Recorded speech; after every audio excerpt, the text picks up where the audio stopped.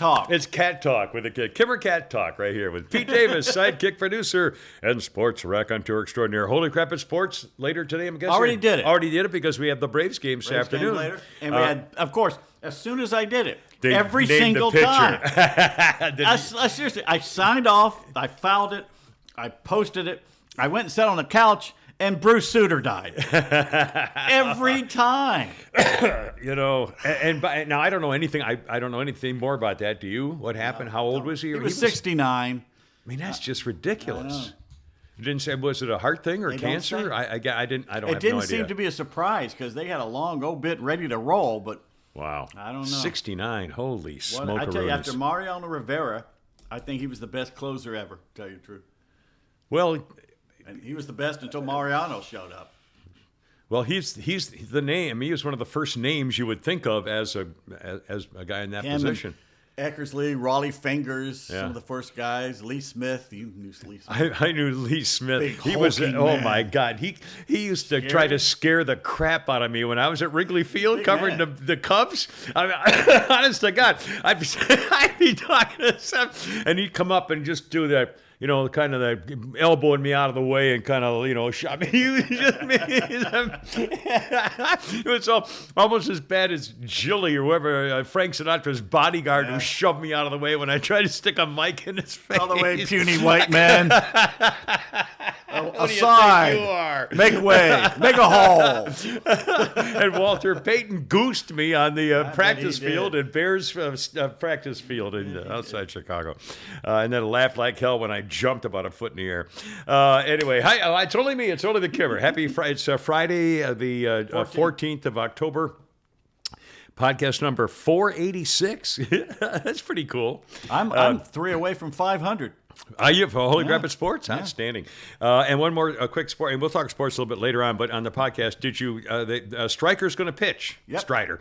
I call him Captain Stryker. And there was some debate about it, and I'm glad to see it. He's been out for 3 weeks. He hasn't thrown a ball. But he completely mastered the Phillies this year. He was their boss. And now, gosh darn it, if he goes 4 innings, you don't know how long he's going to go. Yeah, well, unless he's totally healed, and I then don't want him straining it again either. Know. But he has such an easy delivery. That's what gets him. Is it doesn't look like he's throwing hard. I know, and he's not a big guy. No, I know it. I mean, it's like he looks more like a pitcher with that. That porn mustache from the 70s. I love that guy. If I could have a mustache that was that cool, that's what I'd do. Ever grow one like that? Never. I think it'd be cool. I think it'd be outstanding. No. Anyway. The mechanical mangler at the controls, Flounder here at El Condo Floundo for our fabulous Friday. It's a Letter Up Friday. Anything goes. Of course, every podcast is like that. We have a whole bunch of newsy things to talk about. We'll be talking about some personal stuff. Also, Herschel Walker, big debate tonight. Suddenly the Democrats say we should close the border as though they apparently think now that it is actually open. FBI caught in more lies along with the Department of Homeland Security dweeb. And I'll remark about, excuse me, about now how I realized he got away with actually saying factual things when he blamed racists for the border incident on horseback. But it wasn't true at all, but he got away with it because what he said was actually true. President showers with daughter should be impeached for the same thing he did that he claimed Donald Trump did, for which they did impeach Donald Trump when he talked with Ukraine and said, if you don't do this, I'll do this. And they impeached him. And Biden's doing the same thing with Saudi Arabia, and everybody loves him for standing up to the Saudi Arabians. I mean, it's just this country, honest to God, I'm so ashamed of the leaders of the left who have, it's one thing to disagree with conservatives about various issues, but to try to go in a whole scandalously deceitful, bigoted direction. I mean, just unfair, just not being fair. Anyway, like the death of the First Amendment. There is no free press anymore. Let's see.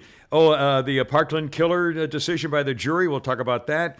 Also, the couple of weird things. Braves game coming up. And should we do the Bill Burr a comment. And it's pretty dirty. We'll play it later. But it's funny because he explains the difference between how black guys swear and get away with it, and how white guys don't get away with it because they're too stupid. No, you can't say it. Oh, come on.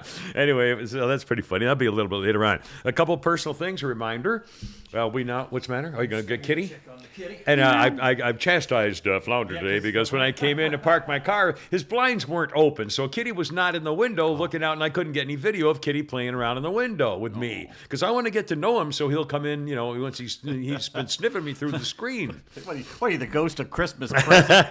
Get to know me, man. I love cats, and in fact, Flounder said that he said at 3:00 this morning he woke up and the cat was right here, right on his face, on his face. And I told, and I've said this before in the year, but our last cat, my final wife's cat, actually became my cat.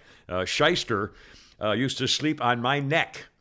I sleep on my side, and he would sleep literally on my neck. And then when I would go like this to sleep on the other side, he would hop over, and I'd settle down, and he'd sleep on the other side of my neck. I mean, it's every night, never missed it.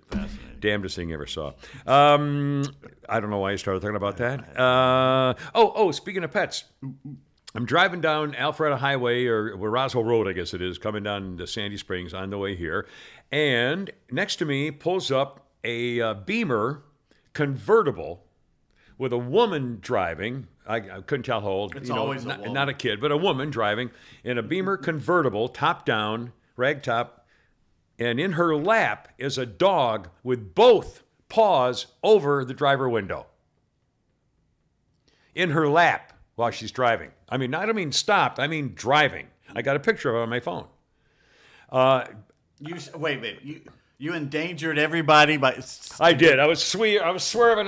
Get out of the way, bitch. Over here. Yeah, you slammy little scumbag. I'll show you. Yeah, that's what I was doing. Yeah, I was driving, and I went click, and then went back to it. It was not exactly endangering the public. You have to do it. You have to swipe. You have to do it. There's not just a click. I believe I was very safe in my documenting the danger, Mr. Smarty Pants. Yeah, you're doing this all over the road. You're being a danger to society. Yeah, lady, what the hell do you think you're doing? Oh, sorry, mister.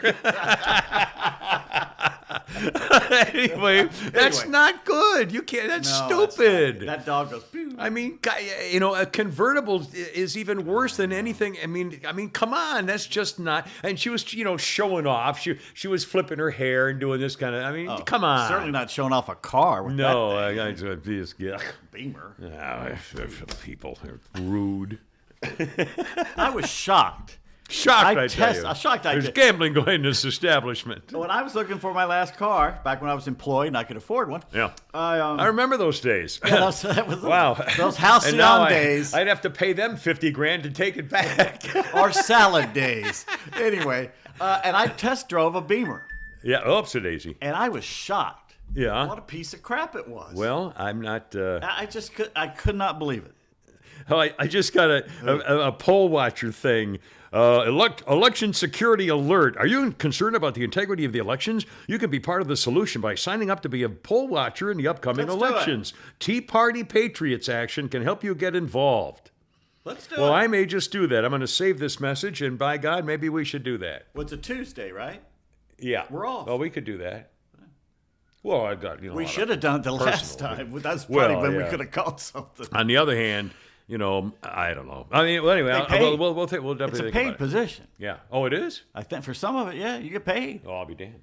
Well, anyway, my dad used to do it. On the other hand, you probably have to go to meetings and show up and do practice. I mean, it's probably. How hard can it be? We'll find out. I can't imagine it's hard. You've seen the people who do it when you go in there? I only assume that it takes a lot of time, that you've got to dedicate a lot of time to do it, which is fine. I mean, we should do it. So we'll definitely talk about it. Doorknobs could do that job. Doorknobs can do the job. Just actual doorknobs can actually do it. Let's see. Did I mention we have our new post office box number? I mentioned that again today. Say it. If you want to send us a check or a letter or a commentary or whatever you want to send us something in the mail, I have a post office box. It's Kimmer Media, Post Office Box 1432, Alpharetta, Georgia 30009. And I assume if they go to You go to thekimmershow.net. thekimmershow.net and you go to the contact form. It is right there. Excellent, and very grateful because people are. If you can, send. Again, we're trying to not start doing a pay per listen show, but it's getting to the point fairly soon where if we don't have more, we have thousands and thousands of listeners, but More only than hundreds that. of subscribers. We have what 400,000 clicks or something, whatever. So anyway, but only a few hundred people are actually sending us any money or doing. And we have had some in the last week or so. Some people have been sending God stuff, bless and we you. appreciate all of it. I promise you, if we can make a couple of grand a month, that would be a wonderful tribute to the powers of no radio. Speaking of money, Kroger apparently has now bought Albertsons. And Albertsons owns California. everything. Tom Thumb. What's the other one? Are they Ralph's? I wrote it down here. What the? Safeway. And a bunch of things. Yeah. So Kroger is now going to be I think the only one bigger is still Publix, maybe, or Publix is probably Walmart or something, probably for food. I got to tell you, Kroger. It's funny. There's two on Roswell Road, like 3 miles apart. Really? And one is an absolute hole. Yeah. And the other one is wonderful. Yeah. I've had to take back so much bad food. Really? At the one up there by the McDonald's. It's off Hammond. It's unbelievably bad. The only one near me is several miles up. Well, not several, at least a couple of miles in heavy traffic all the way up Alpharetta Highway.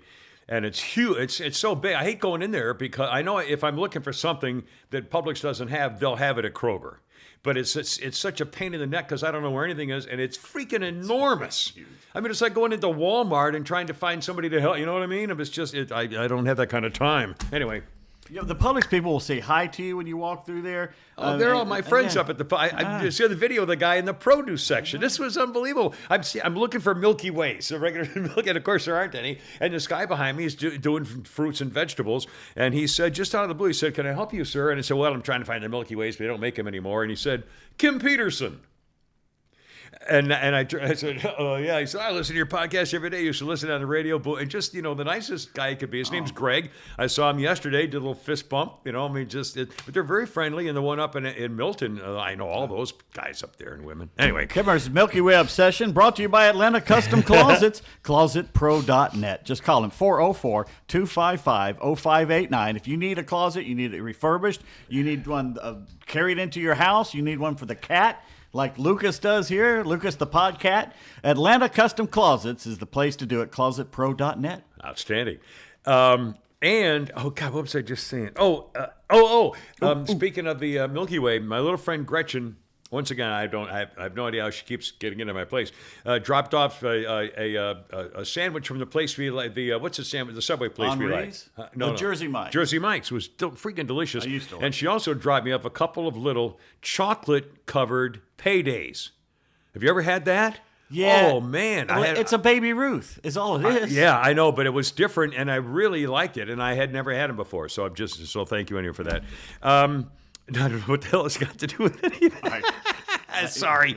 I've been just my TV review thing is happening here in my head. I last night tried once again to watch House of the Dragon.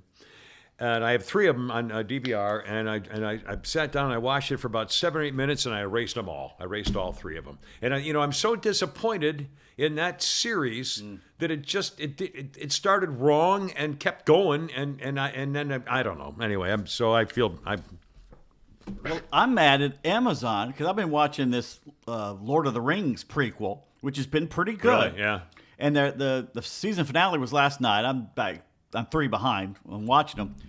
And they started running the ads as soon as the show was over, showing what was in it. And I'm like, oh, you assholes. Oh, my. Because you can, if you've read the books or seen the other movies, you know what these characters are and what they do. And it's like, wait a minute, I didn't know they were in that. Yeah. It's like, come on, man. That's wrong. What assholes. You're watching a football game, all of a sudden they show the ad, and you're just like, wait a minute, they just showed me the whole show.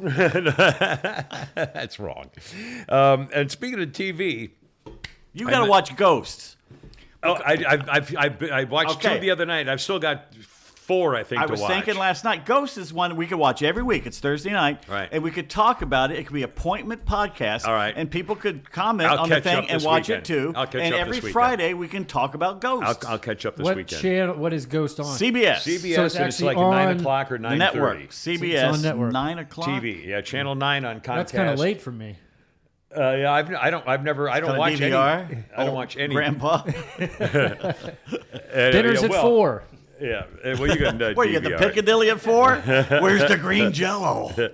Anyway, now, speaking of TV, I mentioned the other day that my Comcast bill went to $300 for TV and high-speed internet, and I still have the old box and the old what do you call the mult box? What do you call the black little box for the Moat. No. Huh? Modem. The modem.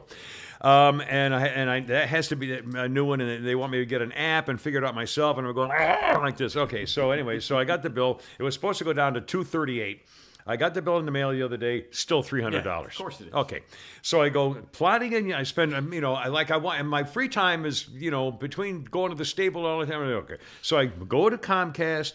I get to the thing. I finally get the lady. How can I help you? And I say, I got the bill. Boom. She takes me to the counter, goes through the stuff. Oh, well, I don't see nothing really. We figured out. Eventually, she did figure out that my bill was due, but it looked like the number was wrong or something was happening. And I said, well, can I just pay it? I'm at the Comcast store, Xfinity store, okay, at North Point Mall. Yes. I said, okay, well, she said, well, it'll be, we'll correct it or something. I said, okay, so can I pay my bill? She said, yes. So I started handing her my credit card, and she says, it's over there. You pay over at the assistant's counter or whatever. So I said, okay. So I walk over to the next counter with a guy behind there, and I start to hand him. He says, oh no, it's right over there. And I said, what do you mean? He said, well, the machine right here. I said, wait a minute. There's a machine on the wall to take my payment? He said, yeah. I said, now wait a second. It's like an ATM machine. And so I said, you've got to be kidding. I said, you can't just take my freaking money? I said, I bet you can't even take cash, can you? Well, no, we're not really allowed. We don't have any money. We don't have any cash register. And I said, so I had to self-pay at the store.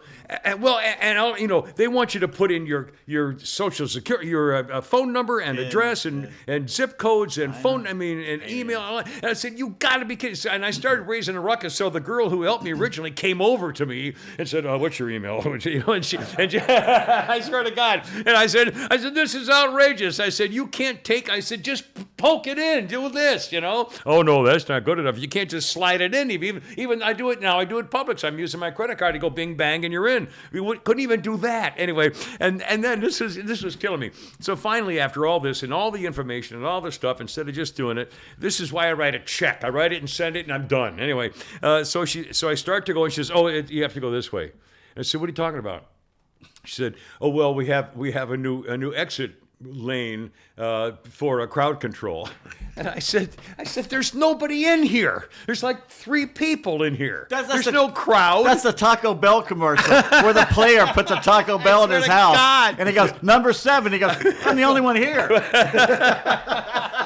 I said, there's nobody here. She said, well, we got. So I had to be escorted out the back door and then walk around the front of the building to go to the parking lot.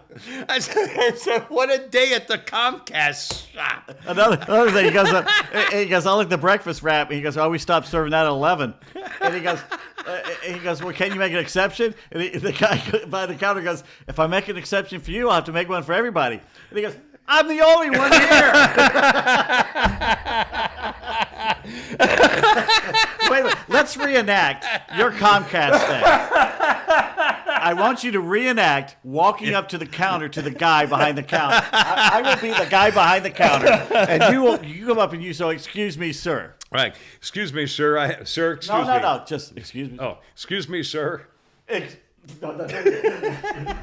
So take 2. Excuse me, sir. Yes. With our Miss Brooks, was that show? No, he was Jack in? Benny. He was in every show. Oh, he was in all those black and white 50s TV. Lucy. Yeah. Oh my God. Anyway, that was my adventure at the Xfinity store. I had to go out the back. Oh my God. I brought you a New Yorker magazine and See what's on the cover. piece of crap sports page here, and I'm going to talk some more sports again later on. But I also brought in... Okay. Who the hell's fishing in the East River? Yeah, I know. I don't. For bodies, looking for mafia victims. Excuse me. Hudson or whoever. Is it? Yeah. And I got, as I told you, we have, I ordered Harper's magazine for $1 a month. Okay, $12 a year buy that for for Harper's $1. magazine. But they have, I mentioned a couple things. They have the Harper's Index, which was actually fairly famous. You've heard of that. Well, they also have, and I did not know this, they have the last page is called Findings. And it's just a series of weird things that they kind of weave into a paragraph of things that have been found around the world in research studies. Cooperation among strangers in the United States increased between 1956 and 2017. Cooperation. Now, how they figured that, I don't know, but they said it.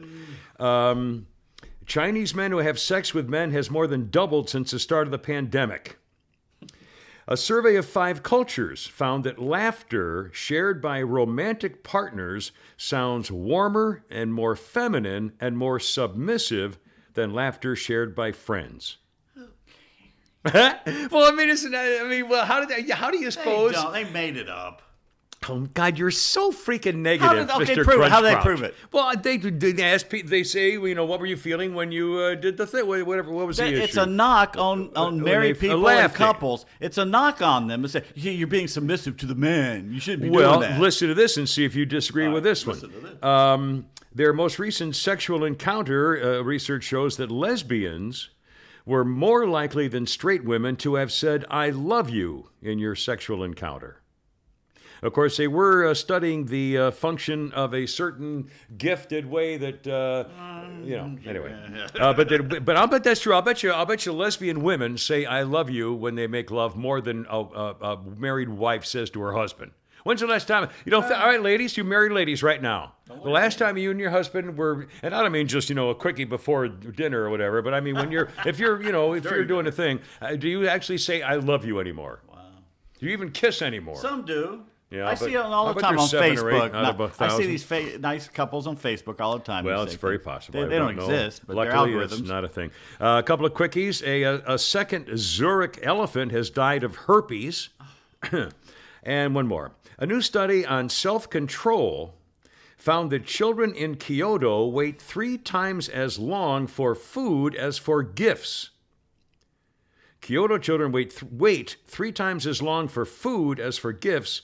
Children in Boulder, Colorado, wait nearly 4 times as long for gifts as for food. Okay. Where are people lining up kids and saying, "Okay, here's the line for food, and here's the line for gifts"? What the hell is that? Well, no, I think you're trying to be a little too. No, seriously, what does that mean? I don't even know what that means. It means Why are they waiting it means for that food or gifts? American children, like in Boulder, Colorado, would rather get something than eat.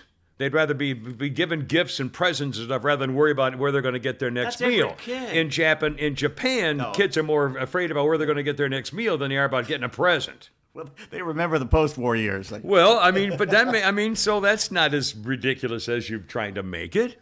I mean, I'm just saying don't understand this. how they do this. Okay, I'm not. There's not a quiz. I'm just And saying. why would a scientist even spend time figuring that out? Because they get federal grants for this shit. No, that's just amazing. A couple of quick research. The Harper's Index, a couple I thought was rather bizarre. The percentage by which Trump voters are more likely than Biden voters to have donated your precious bodily fluids. 50% more Republicans will give up their precious bodily fluids. Mark has interjected here. Pull up, pull up, pull up. The show's going down in flames. Well, in that case,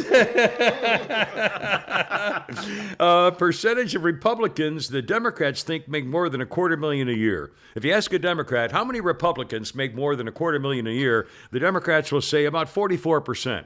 The actual percentage of Republicans making more than $250,000 a year, 2. Anyway, there's Harper's Magazine, and sorry, I Mr. look Buzzbomb forward Downer. to reading. You forced the camera to change his entire.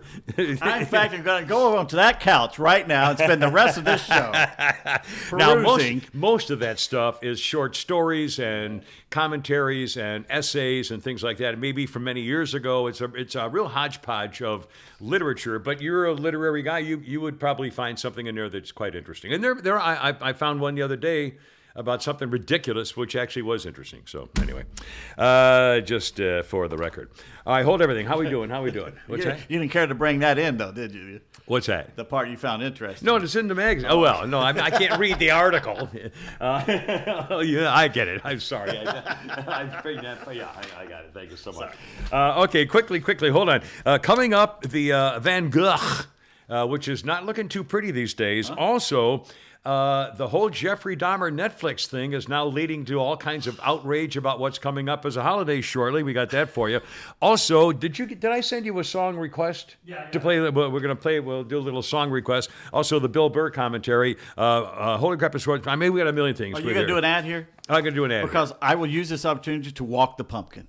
Walking the Pumpkin, sponsored by our friends at M&S Title Pawn. It's not a euphemism. No, there you are. I got to walk the pumpkin, baby. What are you doing later? Start without me. No, over here.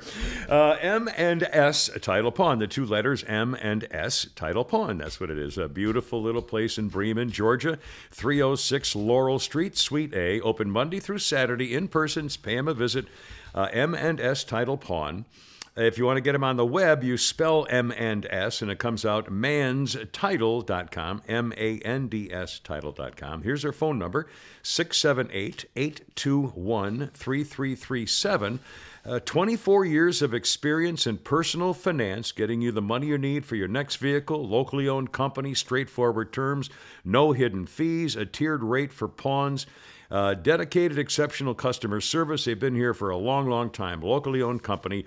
And again, look them up in person. I hang in there Monday through Saturday, 306 Laurel Street, or 678-821-3337, M&S Title Pawn in beautiful Bremen, Georgia.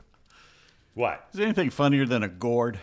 A gourd? Yeah. Maybe that's what John Fetterman has hanging out of the back of his neck. It's a gourd. Yeah, Martin's living it in the summer. And by the way, does he know he can't wear that hoodie sweatshirt to the Senate if he wins? And by the way, I mean, more and more is coming out about his total incompetence. And incidentally, Tucker indicated the other night that when he had his laptop screen thing in front of him to be able to answer the questions of the MSNBC girl who's getting roasted for her saying he really couldn't communicate very well, and the media's turning on her. Anyway, he was looking at the screen. Tucker indicated that he was getting his answers on the screen, as though someone is typing in what he should say now based on the question. Yeah. That's a whole different thing than having the question played back so we can understand it. So, I mean, this whole thing, how could you send him to the Senate? They're Pennsylvanians. Jesus. And he believes, well, we're going to talk about the Parkland shooting. He would believe that the Parkland shooter should get out of jail, that he believes there's no such thing as life in prison. Fetterlump believes that there should be no such crime or no such penalty as life in prison. They should all be able to get out. You should eliminate half of them right now. If that's what Pennsylvania wants, open borders, assholes. CRT. I mean, the whole deal. Anyway, we'll Philadelphia runs that place. That's the sad part. I guess. Not Pittsburgh. Which, what happened to Philadelphia? They've always been that way. The Revolutionary War, they were pro-British. I mean, they've always been that way. I remember visiting to see a girlfriend in Philadelphia in 1965. And it wasn't really a very pretty city, but I remember driving through some of the historic areas on the way, and I thought, man, this is Philadelphia. This is where it happened. I mean, Ben Franklin and all. I mean, this is right here. Betsy Ross, Liberty Bell, Independence Hall. Yeah, right there. Wow. It's like Faneuil Hall in Boston. I mean, there's some historic places that are. Boston's a much nicer city. Oh than yeah. God forbid I wouldn't want to live there. But anyway, Mimi was her name, and I was going to try to go a little extra step, and she asked me not to, and I stopped. That was back in the old days when guys stopped. I'm a gentleman. My ex was from Philly, so I. Really? Well, let's go back. I wonder what she's doing. I should look her up. She was beautiful. Crazy. No, my girlfriend. You're She describing was her. nuts. It was you know what? In fact, here's a funny story. This is the first time I've always been. I've said it before. I was never a ladies' man. I was never the guy that chicks all swooning over. I was always a big brother. Okay, I never ever really had much of a dating life until I got to even in college. I didn't date anybody in college. I met my starter wife there my second year. But anyway, a freshman year in college, where I met Mimi. And she was beautiful, smart as a whip, advanced scholar student, and real kind of just cute and weird, kinky. And I remember the first time, for some reason, we were at the student union place having a hamburger or something, and she started to get up, and I said, "Sit down," which was way not like me. But I was kind of, she kind of treated me as though I was the man of the group. Again, I was like 18, I was a freshman in college. And I said, "Sit down." And she sat down immediately and kind of just, went over to me. And I went, "Oh, boy, was that exciting." I'm sorry. I know that's wrong. It was 1965, It's not okay? wrong. Some women like that. Oh my God! I'm getting a tingle now just thinking about it. some women like Really. And it wasn't like it was being mean or cruel. And I was a sweet boyfriend. I really was a sweet. She said no, and I stopped. Stuff like that. But I thought it was the first time. That was the first time that I had any interaction like that with a girl, and I thought, oh my God, I was so excited about that. And after that, I treated her with respect and gentlemanly stuff like that. Like she said no, I stopped. But I changed my whole attitude with her. And then when school ended, I went home for the summer. And that was, we didn't see each other. But anyway, I don't know. I hadn't thought about that in 60 years. A few years ago, I was texting with this woman. And she said something, and as a joke, I said, "Good girl." And hesitated for a little bit, and I didn't think much of it, it was a joke. And she went back and she said, "I like it when you talk to me like that. I like it when you call me a good girl." I said, "Just don't call me daddy. I'm not into that." Well, I said, "You got it, baby," or something like that. And so, because that's just my way. I used to do it on the radio all the time, but that's just, my old, doll. Hey, doll. Well, here's something I do that you that say all the to time. a woman that she doesn't like. We're at Taco Cabana. Remember that place? Yeah. Oh, yeah. And it was late at night. Me and my girlfriend at the time, and us college friends there, and her name was Stacy, a wonderful woman. And she got up to go get something from the counter. She decided she was the one that was going to go up and get it. And she's walking. I said, "Hey, and get us a baba, and get us an empanada, and get us a burrito." Yeah. And she's going, okay. And I said, "And get yourself something nice too."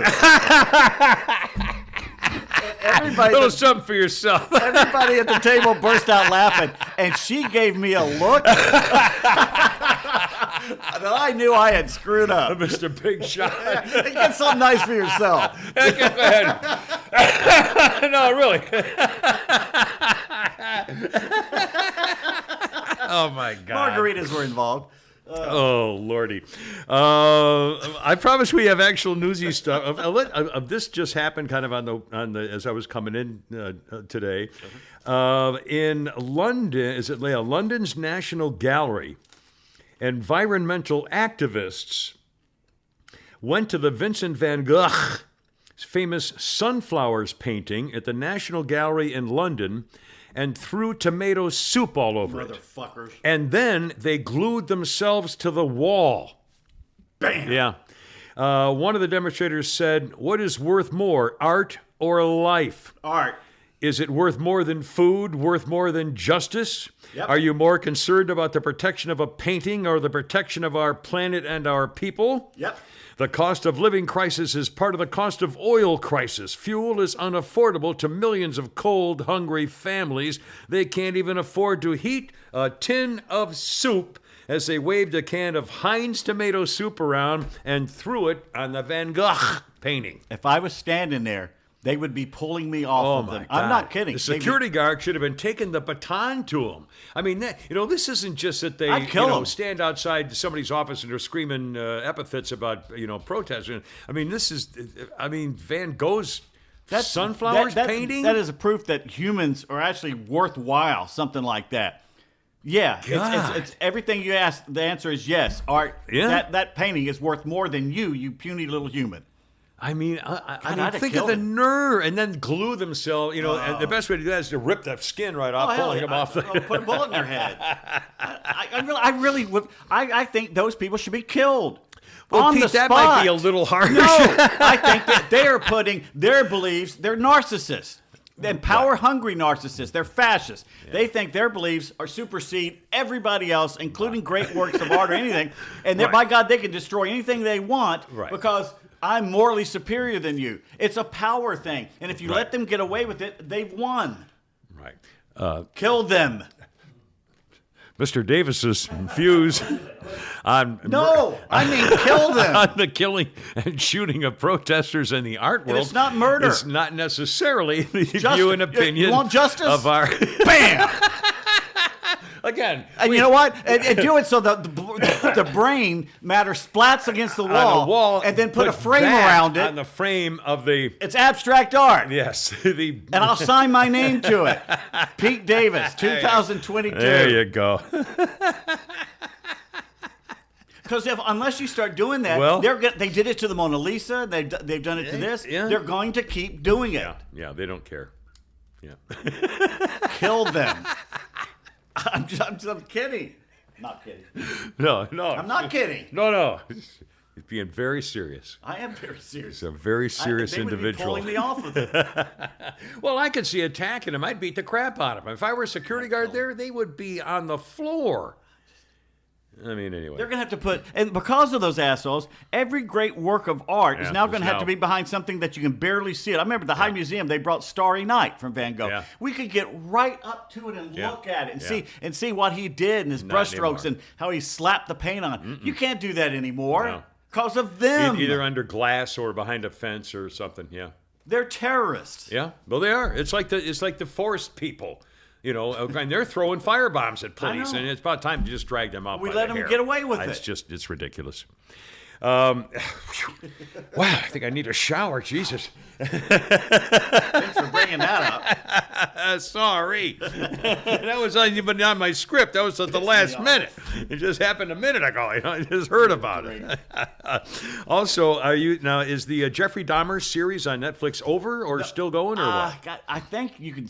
Unlike some of the things where it's every week a new one drops, I think the whole thing's on there and you can just binge it. So it's done? You think it's all over? You can watch the whole thing anytime you want. Oh, okay. I'm on like the second one. It's very, you only do so much. And you go, okay, I got to watch something nice now, Well, what, I mean, they show him eating bodies or something or what? They haven't shown that yet, but it's just so... Creepy. Creepy. Yeah, that's a good word for it. But I mean, do they see him like chopping off hands? I'm only on the second one, so I don't know how. But what is it about it that's making you so freaked out already? But they haven't even seen any blood yet. The apartment, it stank of death. The neighbors complained it stank of death. He go in there, the stuff he had in his apartment was just, there were clues everywhere. Get the hell out of there. It must be a well-done show if you're freaked out and it hasn't even chopped up a body or anything yet, or eaten a head or something. And then the way he acts, like, they brought his father in, who's a great actor, by the way. He was in several things. They brought his father. His father had no clue. And they brought him into the police thing, and he thought that someone had tried to murder his son.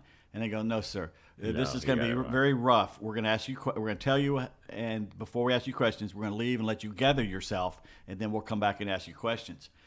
And he's looking at him like, "What the hell?"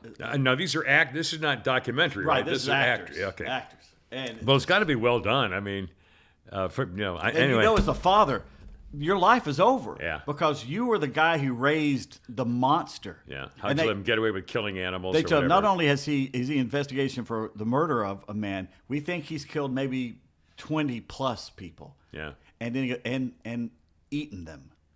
And the father's just like, oh my God. I mean, imagine being told that. No, I can't. I cannot imagine. I cannot imagine. He said when he was 4 years old that Dahmer had something wrong with him, a fever or something happened to him. And he said he was never the same after that. Something happened to his brain at age 4, and he was never the same. He was a great kid up until 4. Wow. And they started killing animals, I think. Wasn't that one of the first clues? I remember my daughter Jennifer actually shot a guy once who criticized my radio show. It was incredible. No, hi Jennifer. That's not. Did they throw tomatoes? Threw tomatoes, sauce on him. She had handy tomato soup right there in her purse. No, they threw it on you, and that's why she shot Hi, it. sweetie. By the way, I find out later, like that, this is Friday as we speak. Later on tonight, I'll be going through emails or text message stuff about the show, and it'll be Jennifer. Hi, Daddy. And well, okay, so hi in advance. I mean, I'll miss you by a day. But anyway, now the reason I mentioned Jeffrey Dahmer is because check this out. Jeffrey Dahmer inspired Halloween costumes are making a huge impact on social media and Twitter. The Netflix release of Monster, the Jeffrey Dahmer story is the second biggest English-speaking series in Netflix history. What's number one? Do you know? Why wouldn't they say that? It could be Stranger Things. How the hell could they not say that? How can you say Jeffrey Dahmer's the number 2 most popular thing ever? Then what's number 1? It's probably Stranger Things, but the weird thing about this, when it came out that first week, I was looking at their top 10, and it was like number 8. I'm going, that's weird. They put that much money into it, and it's only 8. Yeah, and well, now not for long. And because of all of us talking about it. Yeah. Stranger Things 4, and then Jeffrey Dahmer, then was it Bridgerton? Bridgerton, yeah. Those are the top 3. Okie dokie. Really? Bridgerton's ahead of? Never heard of it. Oh, So Stranger Things 4 is 1, Dahmer's 2, Bridgerton season 2 is 3, and season 1 is 4. Bridgerton is that English drama period that has no white people in it, basically. Oh, wow. I'd never even heard of it. Because they have wokeism. Yeah. Well, now Halloween enthusiasts are floating the idea of putting on an orange jumpsuit, wearing a pair of wide-set aviator frames, and hitting the town in a Jeffrey Dahmer costume. But the internet has a lot of outraged people there saying, don't forget, the public should not be thinking about Jeffrey Dahmer as much as his victims. For example, I think the Jeffrey Dahmer costumes are a step too far. These things have actually happened. Families have trauma from these events. Scary. This is going to be a hard Halloween for some. I feel truly sad that's the case. Reminder, Jeffrey Dahmer was a real person and really murdered people. It really isn't cute or quirky to make fun about it. It's scary. Why does being Jeffrey Dahmer seem like a good idea for a Halloween costume to anybody? It's strange because he's not a character. He was a real vile person. It's not funny to be him for Halloween. If you're considering being him, put yourself in the families of the victims. Seems a little demonic. It's scary idolizing Jeffrey Dahmer. Crime Stories host Nancy Grace, who herself was a famous crime victim, and that's why she became a prosecutor. Her boyfriend and the whole thing. Anyway, long story of Nancy Grace. Anyway, she told Fox Digital, though she's a Halloween lover and dressing up as a murderer, she says, is going too far. Quote, Nancy Grace says, I love Halloween. I mean, I really love Halloween. We all go trick-or-treating. We have a trunk fest at our church. We decorate our home and yard. I understand because I'm a true believer, but I'm also a crime victim. I can't imagine how hurtful it would be if I were in the shoes of the place of Jeffrey Dahmer's victims, said Nancy Grace. There's really no way to describe what a murder victim's family goes through under normal circumstances, but to see the murders become the butt of a joke is just a step too. Anyway, that's the reaction on social media about it's Halloween. Let's make a deal with them. A 30-mile area around Milwaukee, no. But everybody outside of Milwaukee, it's Halloween. It's scary. That's what it's supposed to be. It's supposed to be good. It's not supposed to be funny. No. It's supposed to be scary. Yeah. It's supposed to scare the shit out of you. Yeah, that's right. The whole thing was to scare demons away from your house. Yeah, that's right. Yeah. Hallows Eve. Make sure bad ones didn't come out of the ground, wasn't that it? That they were follow living you in home. Yeah.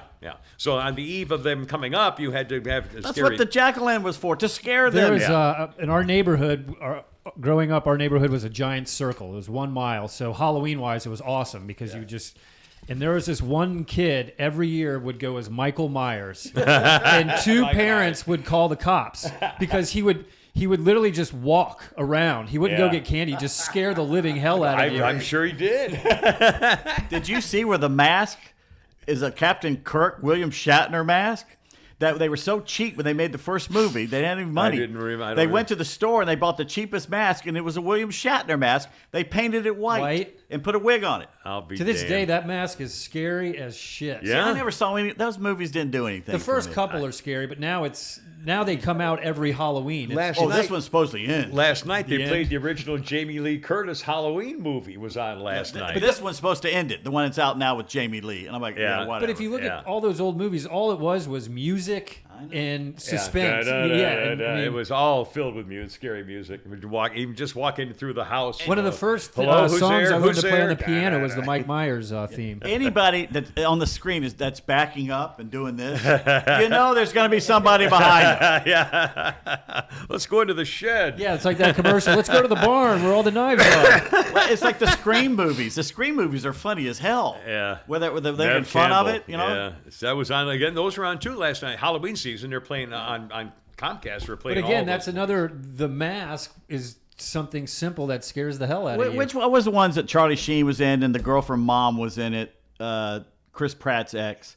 That they made fun of it. Scary movie. Scary movie. I'm thinking scary movie is what I was satire thinking. one? Yeah, satire. Those are funny. Yeah, that was funny. Like- no, let's go into the car with the motor running and we can't see the driver. The girl with no face that climbs out of the TV, and the black girl that goes, "Oh no, oh no!" and starts slapping the crap out of her. I ain't taking that. Hell no. Hell to the no. Oh, mercy. A couple of newsy things tonight. Again, as we speak, it's Friday night, the 14th of October, and this is the one and only debate between Herschel Walker and Raphael Weifnacher, the phony minister. Apparently got his degree for divinity the same place I got mine, out of the back of a matchbook. The deadbeat dad who doesn't believe in the resurrection and the meaning of Easter, hates cops, hates the military, and is a deadbeat dad. Well, tried to run over his wife with a car, stuff like that. Anyway, he's doing a debate with Herschel Walker tonight. Comments, thoughts, how you think Herschel's going to do? I think he's going to do great. I don't care if he goes and slobbers for 2 hours. I'm still voting for him. Yeah. Herschel Walker's future is much more important than Herschel Walker's past is not as important as Raphael Weifnacher. Well, never mind. You know the thing. All men and women are created. Well, Take two. Take two. Okay. Herschel Walker's past is not nearly as important as Reverend Weifnacher's future. All right, so out of one many, out of many, none. From many of the you pluribus, what was it? A house divided will easily get back together. He whoever shalt thou. Anyway, and by the way, I thought this was funny, and it's on tonight. It's on TV and all kind of stuff. And I think Herschel Walker's didn't do great because. I mean, he's for one thing, he's got a woman helping him who's a professional, well-known speech handler, communications person. It doesn't matter. It doesn't really matter. I will guarantee you, and of course I don't gamble because I have nothing to lose. I mean, I literally have nothing I can give you that I would lose. I have nothing left. There's nothing. I don't own anything. But also, I'm a terrible gambler. I lose every time I gamble. I lose. It's just my life. But I would be willing to bet you that 100% of anybody watching that debate tonight will not be changing their mind. There's nobody in Georgia who hasn't already decided who he's going to vote. He or she is going to vote for. It's like in 2016 when they pissed away $800 million on campaign ads for less than 4%. Yeah. Less than 4% of the voters. Yeah, I mean it's unbelievable. But again, I'm glad they're doing it, and I'm going to watch. It'll be, of course. But think about the money that could be used for that. Well, $100 $1 million. billion. Yeah, I know. Well, again, it was used. They We could spent send it to Ukraine. They bought TV ads, they bought radio ads, they bought billboards, they bought a PR firm. So all those people got paid. So that the money was spent. So it went into the economy, but it didn't go into our economy. But again, that's just an atrocious amount of money to be wasted on a political campaign. But the reason I brought it up is because I think this is pretty funny. The Al Jazeera Constitution, which, by the way, I threw it out. I was going to bring in the section. They had in their newsy section of the Al Jazeera Constitution, the entire front section was a steaky, big fat Kool-Aid monster about to be set records in Georgia, and then the whole back page, steaky and all the wonderful things of steaky, Abraham. I mean, the whole freaking news section was all how wonderful she is, and then this in another whole page section, and it says, climate change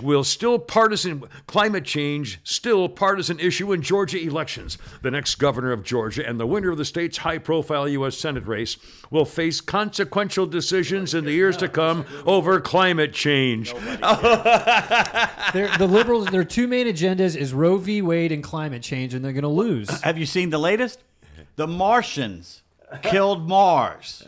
Oh, well, no, I haven't seen that. They say it was basically some animals grew on Mars that breathed and emitted methane or something like that, and they did it to the point that they killed the planet. Just like our Earth is going to die from our methane. And they called it climate change. They killed it. And I'm thinking, how could it be climate change? There are no humans there because we all know it's only caused by humans, right? Yeah. They're literally, these people are anti-life of any sort. Jesus. They're blaming dead Martians for killing. And what's the cure? You get rid of the Martians. The planet's doing, isn't Mars thriving right now? God. Well, it's never been better. I mean, they don't have this 8% inflation rate on Mars right now. Those rocks are doing fantastic. It's seriously anti-life. It's like Thanos is running everything now. Let's just kill half of everybody. You know, it's almost as funny as that. And there's audio out there. It's not really very good, or we'd probably try to play it for you. Of Nancy Pelosi, the black-hearted, soulless kinch who's going to go to hell when she dies, said she wanted to beat up Donald Trump. Yeah. Oh, my God. She threatened to punch out Donald Trump for the January 6th mostly peaceful Ashley Babbitt Day protest. The footage shows Nancy threatening to physically strike him, and she said, "I'd be happy to go to prison. I hope he comes. I'm going to punch him out." She tells her chief of staff, "I've been waiting for this for trespassing on the Capitol grounds. I'm going to punch him out. I'm going to go to." Oh, yeah, okay, let's play it. It's a little hard to hear, but you'll hear it. Oh, he comes, I'm going to punch him out. This is my mom. I've been waiting for this, for trespassing on the Capitol grounds. I'm going to punch him out, and I'm going to go to jail, and I'm going to be happy. Could you imagine if a Republican said that towards a Democrat? Yeah. A woman president? The same woman who tore up his speech on national television behind him when he got done with his... That Federalized C word needs document. thumped. Yeah, that's right. She's going to go to hell when she dies. She's a miserable fake. Fake Catholic. She ain't Catholic. Oh, please. They're not giving her communion any day soon. Well, her tongue would burst into flames. God, I wouldn't want to be near the cup. Jesus. Although, you know, in the Methodist Church, when I was growing up in the Methodist Church, got baptized in the Methodist Church. Hell, I was an acolyte. I sang in the choir. I was an altar boy. Anyway. In the Methodist? In the Methodist Church. My father was, well, when I was a boy, my father, I didn't know this, was a very strong Methodist. I guess my grandparents raised him Methodist. I really didn't know that, but we went to the Methodist church. It was a very, very small church with a really nice pastor who was from the South. He had a Southern accent, very nice man, and it would choir, and we were very active. At one point when I was in junior high school and I was playing the trombone in the junior high school band. And I actually played a trombone with my buddy, the trumpet player.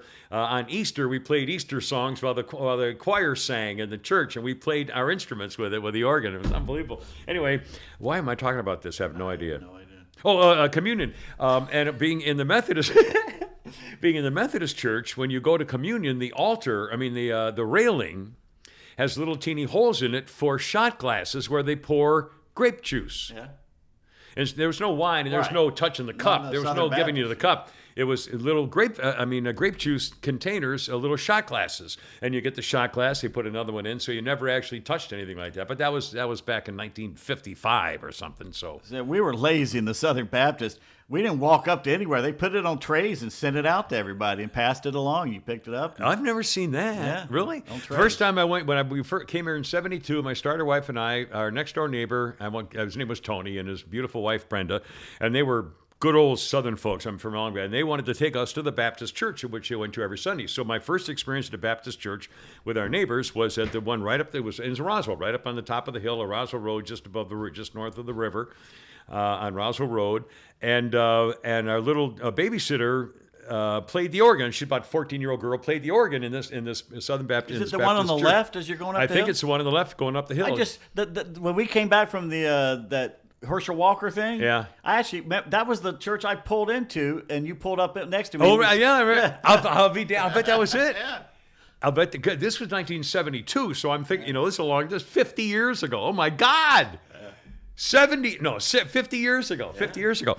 And so we would go to the service and everything, and it was wonderful. And people are crying and doing stuff. And all of a sudden, there's the minister says, "Come on and be down with the fan and doing a thing like this." And all of a sudden, Tony stands up and he excuses himself and walks in front of us in the pew and goes down the center aisle and starts and received Jesus right there in front of God and everybody. Yeah. I mean, he was sobbing, crying, and the little organ girl's bawling her eyes out because she was, we were all, and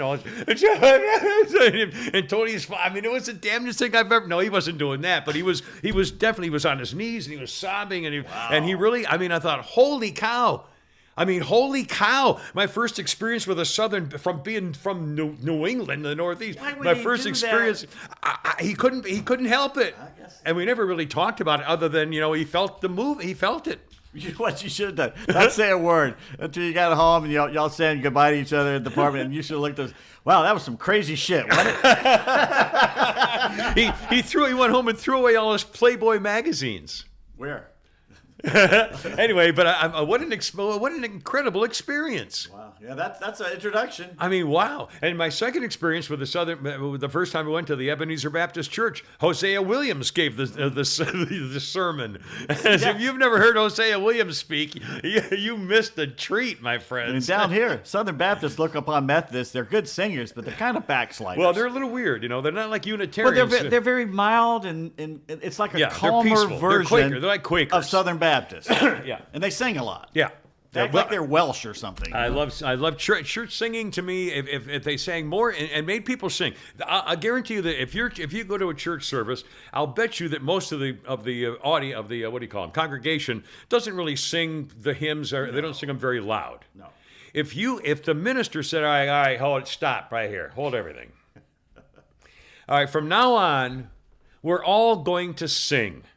You've got the hymnal. We all know we're not professionals. This when I first got to prep school. This is what the first we went to chapel. I think I mentioned before. We went to chapel every night. Every night, I went to chapel before dinner. And the first night of school for all us newcomers, when I was in fourth form in 10th grade, my first year, and he said, "Okay, here's the deal. We sing."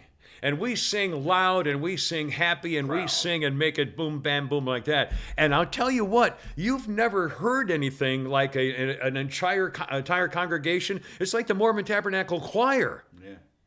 And there are people in your congregation who have great voices and can sing soprano or bass, or we're in choirs or in glee clubs. Who love to sing in the shower. But if you make them do it, if you say, no, that's not going to get it. We need to sing loud. It'll change going to church. I guarantee it.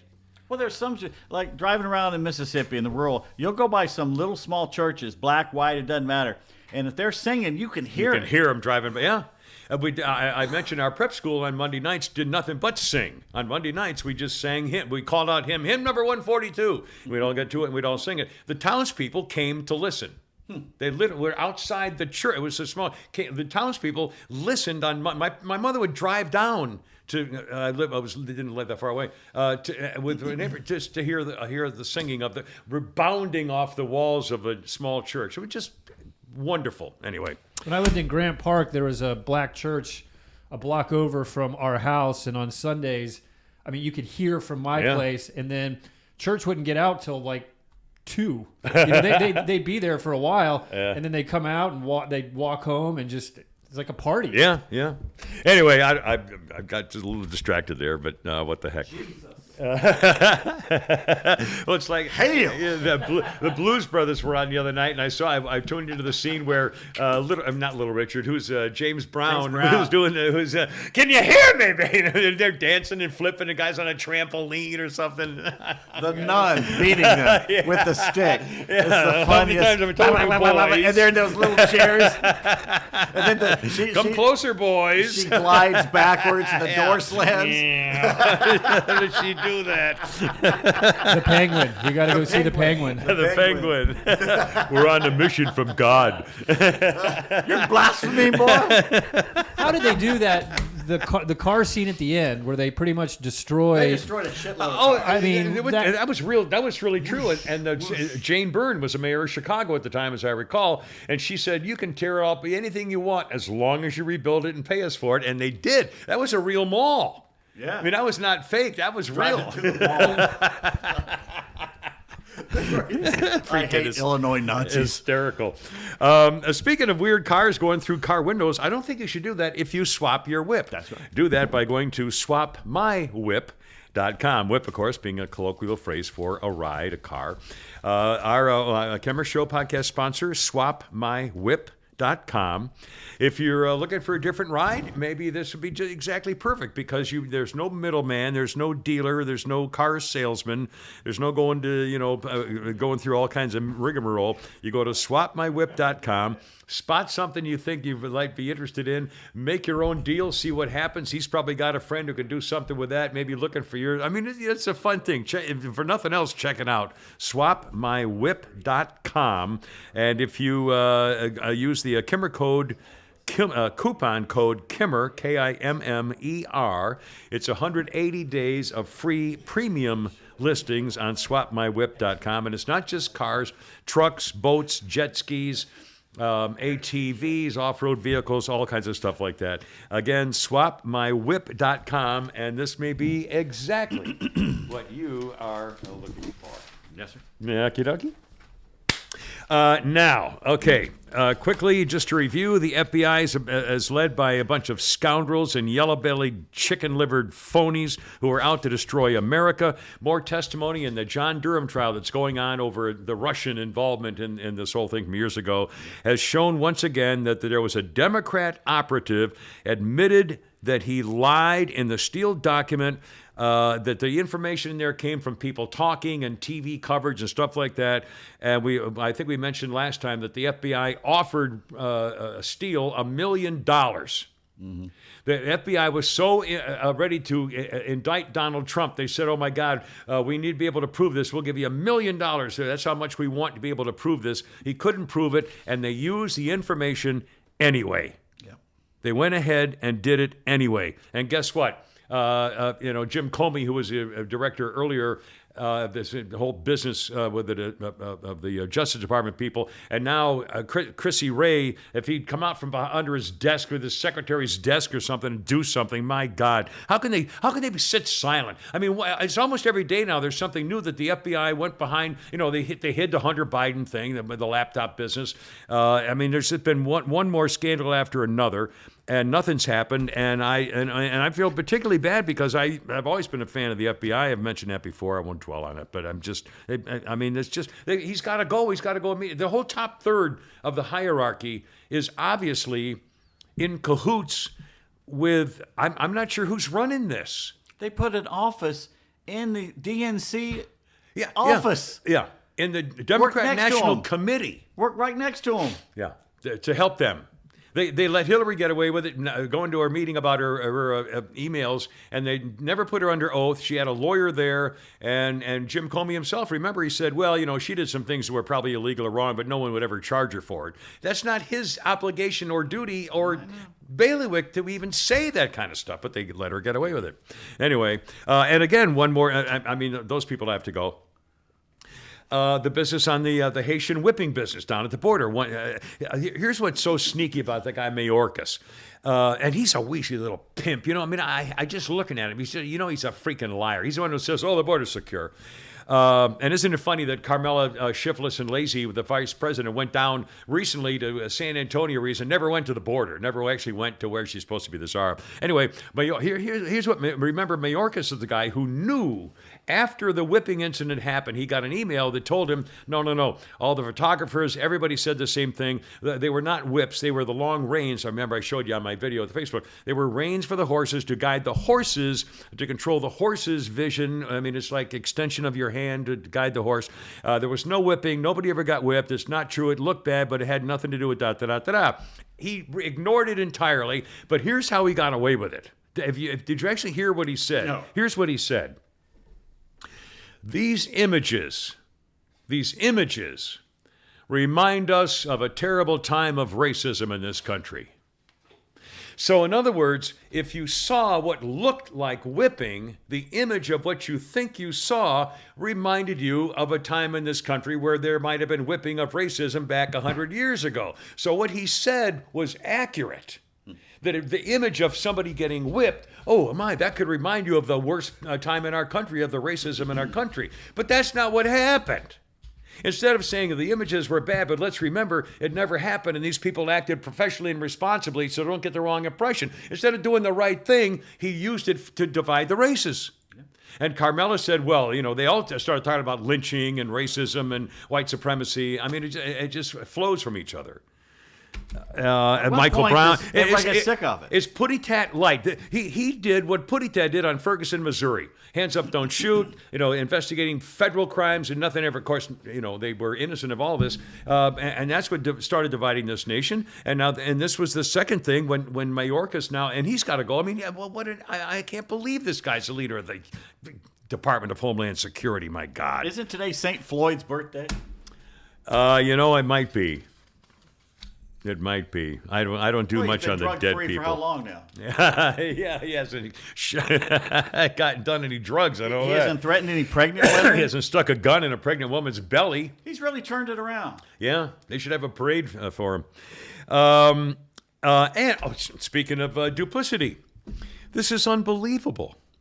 The president who showers with daughter, President Pervert, President Joe Soprano, the head of the biggest crime family for the last 50 years in America, went to Saudi Arabia begging them to hold off on raising the price of oil by cutting production. He begged the Saudi Arabians to wait to cut their oil production, raising the price of oil, until after the election. Yeah. Let me say it again. We know this. He deliberately went to the Saudi Arabians and said, okay, guys, wait till after the election to raise the price of oil. And the letter they have sent back to him, which has now been made public, says, we're not going to do this for your political purposes.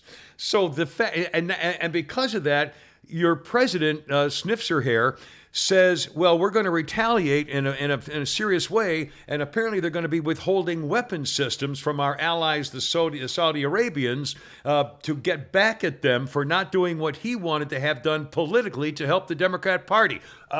Does that sound familiar? Quid pro quo. Does that sound like the perfect phone call to the Ukrainians with Donald Trump? Oh, my God. Holy crap, he did what they've impeached Donald Trump for. He's doing it right now. Let me ask you, if you're Saudi Arabian, Jesus, wouldn't you rather have Trump as president? Oh, they're laughing at yeah, absolutely. Because he was probably better for them. Well, you also know where you stand with him, and you're going to be on the straight and narrow with him, and you're not going to be dicking around with goofing around the price of oil to get back at him. I mean, you don't mess with Trump. I mean, the same thing with North Korea and Iran and everybody else. They don't mess with Trump. Russia didn't mess with Trump. There were Arab countries, Muslim countries making peace deals with Israel. Yeah, because of Donald Trump. Not during Biden. Yeah, who also moved the Jewish embassy to Jerusalem, where American embassy to Jerusalem, where it's supposed to be, make Jerusalem the headquarters of. And nobody else would do it. Loose. Yeah, oh yeah, and every president said they wanted to do it for 50 years, and no one did it until Trump did it. Anyway, but again, he's done exactly what Donald Trump did, or actually worse. I mean, Donald Trump didn't anything like that. And by the way, remember that President Showers with daughter was also the same guy who threatened Ukraine withholding millions if they didn't drop the investigation of his son Hunter with a special investigator. He's on video. And he got away with it. He's on video saying bragging about it. Yeah. Well, I told them, if you don't get rid of that guy, they got rid of him all right. Bragging about it. I know. Some breaking news in sports, or I don't know, Pete may already know this. Tom Brady's been fined. For kicking the guy that in the nuts after the tackle? That we got called for roughing the passer, Yeah. but he gets fined by the NFL? Because he's Tom Brady. Yeah. Fuck him. Yeah. Well, again. I hope it comes out he's gay. He's not.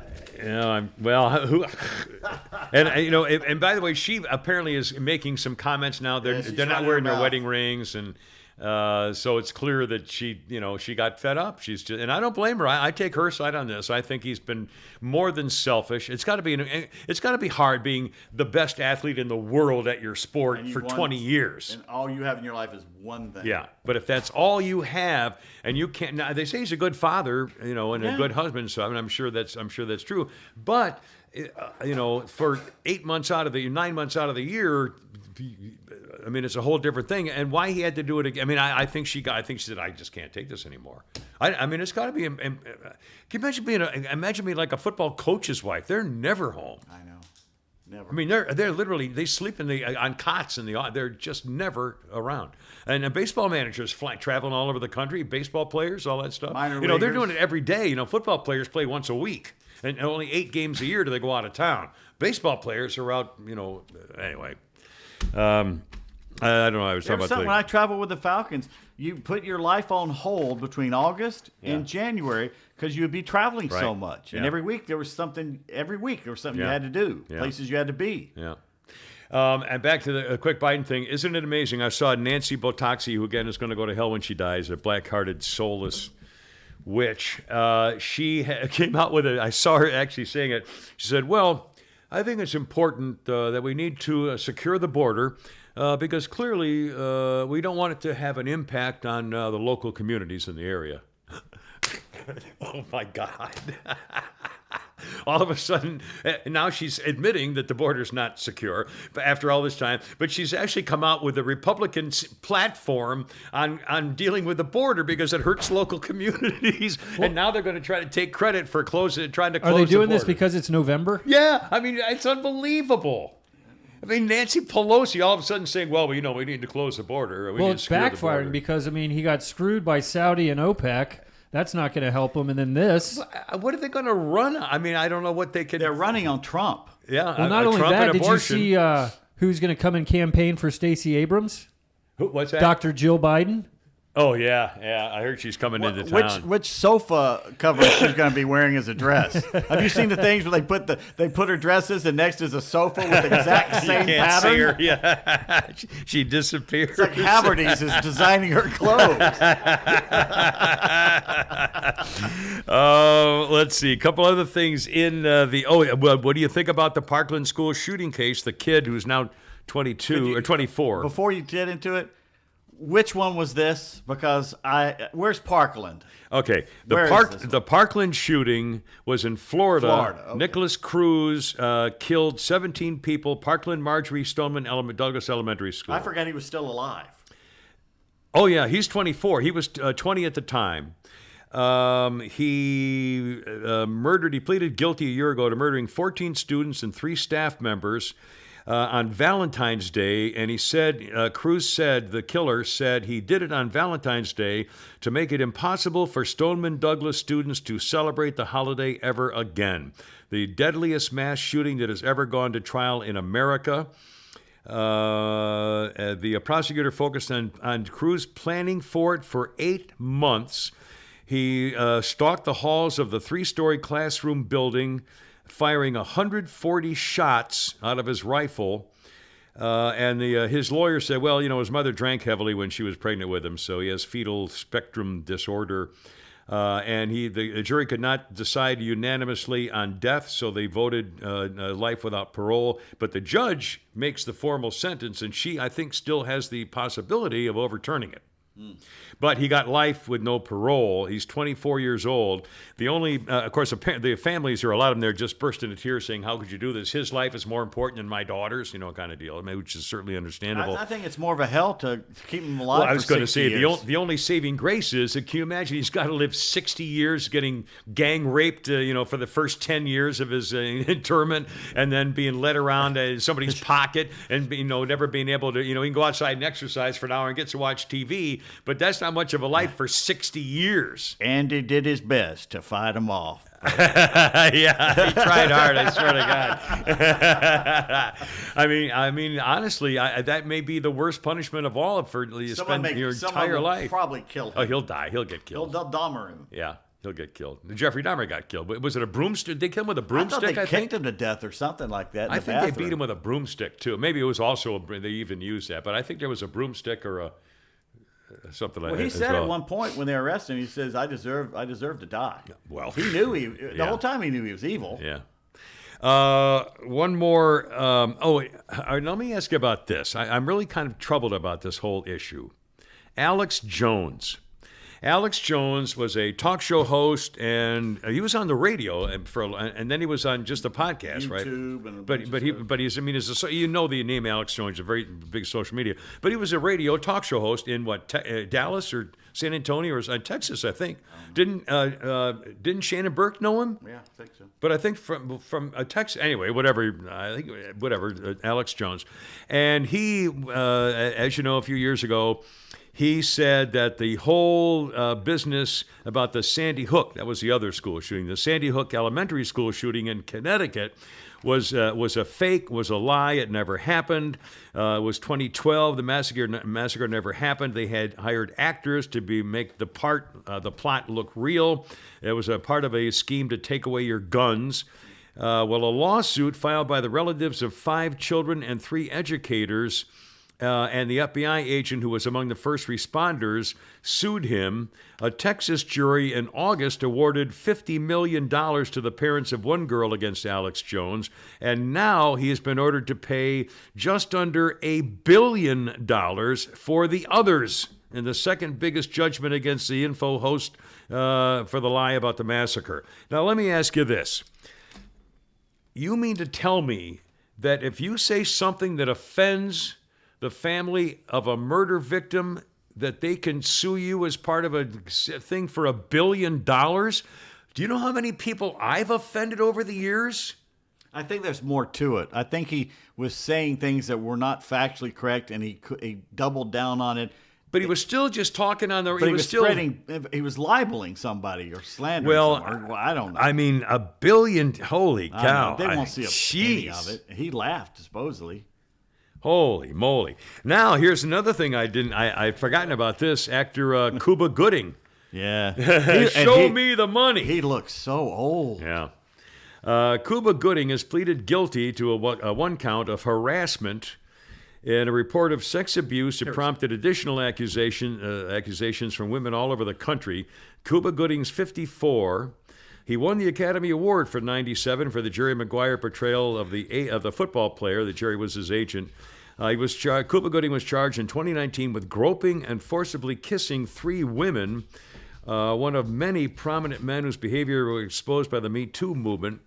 He was sentenced in New York State Court. Cuba Gooding sentenced to time served.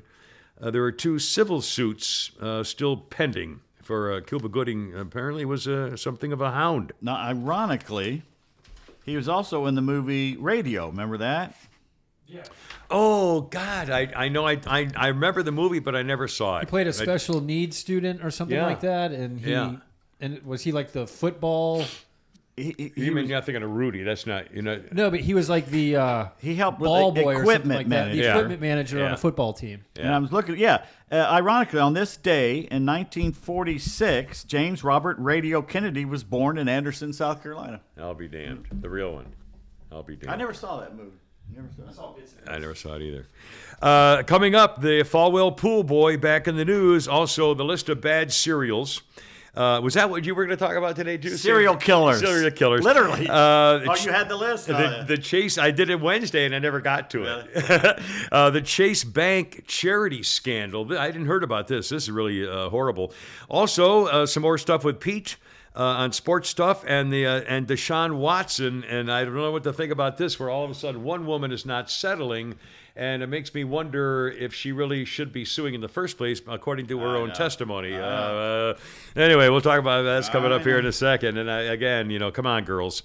First, one of our Kimmer Show podcast sponsors. Again, we are so grateful for your patronage, I promise you. Dead Crow Defense. Dead Crow Defense, the people who got Flounder his 9mm ammo when nobody else could find it or the price was ridiculous. Dead Crow Defense. Coming to the rescue. It's not a gun store or an ammo store. It's your personal arms dealer. All the stuff they have in stock goes out the next day. All the calibers you're trying to find for ammunition. And it's not just guns and ammo. It's, in fact, you should go on the website, deadcrowdefense.com, and just check it out. They have security things and safety gear and stuff like that. It's pretty cool. And again, when it's right there, it goes out the next day, no goofing around. If you want, I'll give you a phone call. If something has come up in a pinch, you want to do something immediately, here's a phone number, area 678-576-9117, or shoot them an email, sales@deadcrowdefense.com, and they'll reach right out to you and make sure what you need they'll take care of. Don't forget, when you go online, use the promo code KIMMER, KIMMER, at checkout for 10% off your first several orders at deadcrowdefense.com. Finding what you need, ammo, supplies, gear, guns, taking care of business. And again, they're this is a local company, a bunch of guys right here, and we couldn't be happier or more grateful for your patronage. Speaking of gun shows. Oh, you got the old. I still got a little something left. yeah. Yeah, a little something. It's not quite like before, but I used to. Well, never mind. Yeah, you did. You used to have muscles. Well, not anymore. Well, I still got a couple, but not. I got like 1 out of 9. Have you heard about the Chase Bank scandal? No, I have not. I'd not heard of. I didn't. I found this morning. This to me was very troubling. Apparently, there is a religious freedom nonprofit group called the National Committee for Religious Freedom, NCRF. It's a bipartisan, multi-faith nonprofit formed by a former ambassador to international religious freedom named Sam Brownback. I don't know what that is, but and he said he went He used to be a politician. I think he was a former ambassador and also a Kansas governor. He was a Kansas governor. He said, we went into a Chase branch in the District of Columbia to open an account, no problem. Several weeks later, I went to put another deposit in the account at the Chase Bank. Again, this is a National Committee for Religious Freedom, bipartisan, multi-faith. I went several weeks later to put another deposit in the account, and they said, your account has been canceled. We'll be sending your money back to you. He asked the executive director asked why the account had been closed and got nothing but stonewall non-answer. He says, the people said the decision was made at the corporate level. It's secret. We're not going to tell you why, and it's irrevocable. We were stunned. He says a Chase employee reached out to the nonprofit and said Chase would reconsider doing business with the nonprofit if it would provide a donor list, a list of political candidates it intends to support, and a full explanation of the criteria by which it would endorse those candidates. Jeez. The Chase Bank demanding that of a nonprofit religious freedom group. He said he sent the letter he sent to Chase CEO Jamie Dimon demanding answers, and he has yet to hear back from the billionaire businessman who just testified about the importance of religious freedom before Congress. He was on there the other day. How is Dimon still in charge? Jamie Dimon, who's been, by the way, has been gone through one scandal after another with, the bank too big to fail. Remember all that nonsense? He was there. That was him. He was panicking. He was one of the 7 guys on the table. He said, he wrote, we were concerned about religious institutions, houses of worship, and people terminated for no reason at all. So they're launching a social media campaign to protest how the largest bank in the United States treated him. Well, supposedly, jeez, the reason Kanye went off on the Jews so much is that he had just been either turned down or they took his money away. A bank had taken his money away, and that's why he went off. Jesus, I mean, anyway, that's just how do you get away with that? Because they run everything. But there's got to be a law. They destroyed the economy and got away with it. I know. And this is just like the ESG business, and it's a private company, so I guess they can not take your money if they don't want to. Hell, Obama was elected partly to clean up Wall Street because they had destroyed the economy, and the sumbitch hired more of them than any other president ever hired from Wall Street. The famous Miami pool boy behind the Jerry Falwell Jr. scandal has now got a new movie. Remember, Jerry Falwell Jr. was the president of Liberty University, and his wife Becky and he were named in a severe scandal 2 years ago when Giancarlo Granda, a business partner with young Jerry Falwell, said he had a years-long relationship sexually with Becky, the wife, and that Jerry Falwell Jr. would participate watching. That he loved to watch and take movies of another man having sex with his wife, Becky. Granda worked as a pool boy at the Fontainebleau in Miami Beach in 2012, and their new Hulu documentary, God Forbid, the Sex Scandal That Brought Down a Dynasty, is coming out.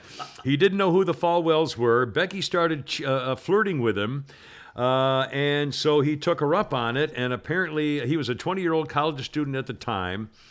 Becky approached me, invited me back to their hotel room to have sex while Jerry watched. After that night, Becky actively pursued me. He said I was afraid for a long time, was constantly reminded by the Falwells of how they would come after him if he spoke up about what happened. He said they live a lavish lifestyle of heavy drinking and going to nightclubs, which is strictly prohibited by the honor code they expect at Liberty University. Anyway, there's now a movie out about this. And Falwell Jr., of course, he left. They got rid of him. But again, I mean, who'd have thunk it that, Oh, come on. Well, all those people that get higher than bless mighty. me, Lord, for I have sinned. Swagger, Jerry, all humble of them. bumble bumble shay, which is where I got that from Jerry Sr. actually saying that. All those ones with their egos that get up there. I guarantee you Osteen's into some stuff, too. Yeah. That guy and his wife. Yeah, he's fake and that's plastic. right. We're here for you now. They say some stuff that is completely I refuted don't by know. the Bible. I know. Let's just put it that way. I know. Let's see. I was gonna. I'll do the thing on the bad cereal. Pete sends me stuff every morning of what things he wants to talk about, and it was one of them was something about cereal, and I sent back to him earlier this week. I came across this story of a listing of 7 cereals that do not qualify as healthy and pretend they are, and I think that was the same thing. Did you come across that same thing? Yeah, the The FDA updated nutritional facts and dietary guidelines, and so now they've come out, in order to get the healthy stamp, you have to have whole grains, 3/4 of an ounce of whole grain, and no more than 1 gram of saturated fat, stuff like that. They have to have stuff in there. So these following famous cereals are now qualified as not healthy. Okay, these are not healthy cereals. Raisin Bran, Honey Nut Cheerios, Corn Flakes, Honey Bunches of Oats, Honey Roasted Honey Bunches, Frosted Mini Wheats, Life Cereal, and Special K. Yeah. How could Life and Special K, which tastes like asbestos, not be healthy? And I don't eat cereal. I haven't. Grape nuts is gravel and twigs. Yes, sticks. And, Now the thing is, Raisin Bran. There's Post and Kellogg. yeah, I don't know.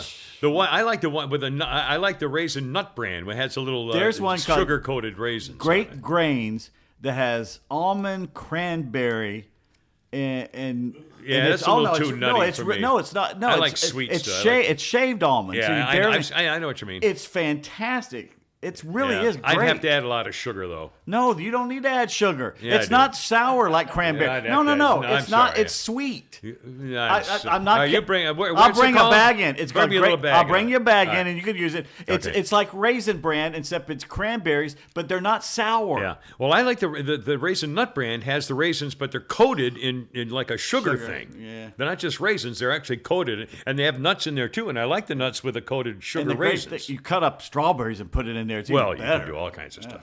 Anyway, all right. One more kind of a grocery thing. CVS Pharmacy has now trying to take on the issue of what's called period poverty and the pink tax. Do you know what that is? Nope, I do not. A CVS Health survey showed that 45% of menstruating women are regularly concerned about how they will afford tampons and sanitary pads because of the economy. CVS is going to lower its prices on its period products by 25%. And I love this line. Period. In addition to the lower prices, the company will absorb the sales taxes on menstrual products purchased at stores in Georgia. We'll absorb them right in there, Willie. Women have known for some time that products marketed just to women are more expensive than those marketed just to men. It's called the pink tax. No, wait a minute. Are they advertising this, or are they just going to try to slip it in? Oh, hey! They're working to ensure equity in the pricing for men's and women's comparable products like razors and shaving cream. So, in other words, I guess you're going to lower the prices of the women's stuff and jack up the prices of the men's stuff. Anyway, Jack up? thank you. That's the new pink tax of the thing there. Holy crap of sports, you've already done a couple things I want to mention to you. Oh, first of all, the other night, in fact, last night, I watched the top 10 ESPN top 10 plays. The number 2 top 10 play was Dansby Swanson over the shoulder behind him, falling into the short outfield. And the number 1 play was Riley making his catch off the padding stuff. So the number 1 and 2 catches were both Atlanta Braves. Yeah. Also tonight, the game in Philadelphia, this afternoon game, actually, 4 o'clock as we speak. Thoughts on whether they're going to get a rowdy? Of course, Philadelphia could go. They'll be nuts. Yeah, they'll be crazy. And again, Strider is going to pitch, and I'm excited about it. And if he only goes 2, 3, 4 innings, that's better than if he had. I mean, he hasn't pitched since September 18th. You don't know what you're going to get. Well, yeah, the problem, power pitchers, he'll probably still have the strength, but whether the ball's going to move or not is the issue. I think they say that when you're too rested, you lose whatever it is, that little teeny little something. That's for sinker ballers and guys who don't throw hard. Throwing harder, that's no big deal. Well, but again, these guys are throwing hard and it's moving.